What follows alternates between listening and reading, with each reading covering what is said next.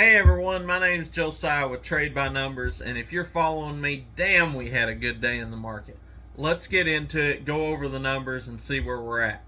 So, the markets themselves did not do very good today. I was hoping we were going to have an up day today, and the markets was green for a good portion of the day. Toward the end of the day, we had a pretty big sell-off. S&P ended up down 1.14%, Dow down 0.5%, and the NASDAQ down 1.43%, almost 1.5% on the NASDAQ. So it was a pretty bloody day. However, with those numbers, the VIX was only green by 0.46, so there wasn't a ton of volatility out there. That's a kind of an odd mixture, but let's talk about what that meant for us. Now, I shorted some NEOs right after my afternoon video yesterday. I said I was going to be looking to sell those out right around opening bell.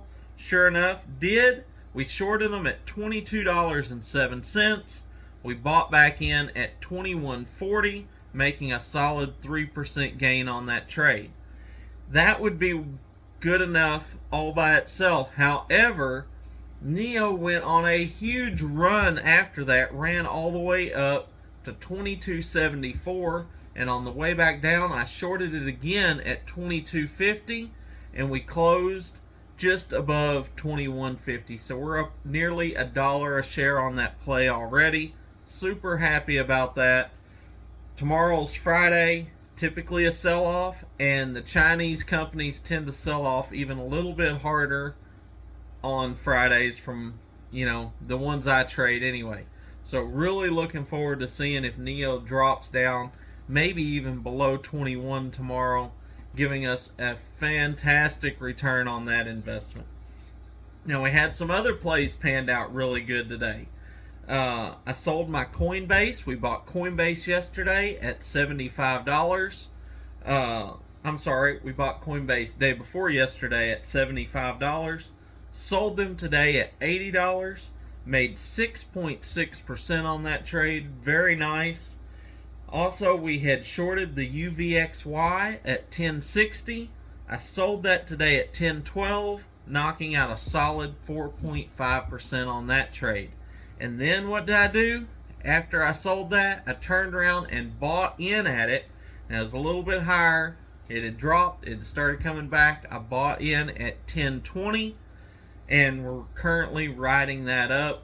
Closed the day right at 1045, so we're up about 25 cents already. And with today or tomorrow likely being a sell-off day, there's a lot of potential for that to run up and give us a good return as well. So I'm holding both of those positions. I did on CEI. It did not break under 29, so it did not make me sell out all of it. However, it had run up to 30 cents. We had bought a position yesterday at 29.5. I went ahead and sold that at 30. Made very little, but it did rotate me out. Freed up some capital.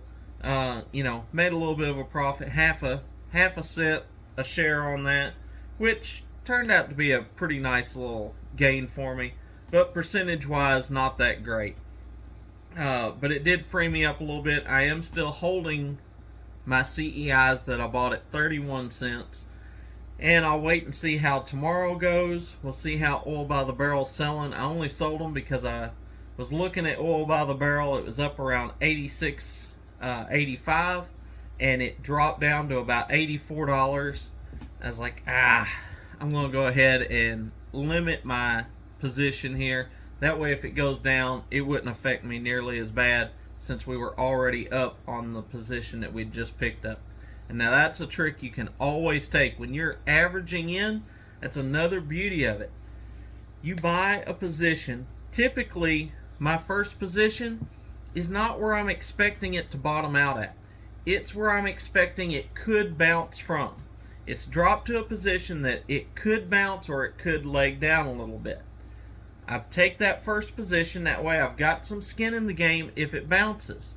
If it does leg down, then the price I was really expecting it to go to is usually my second position.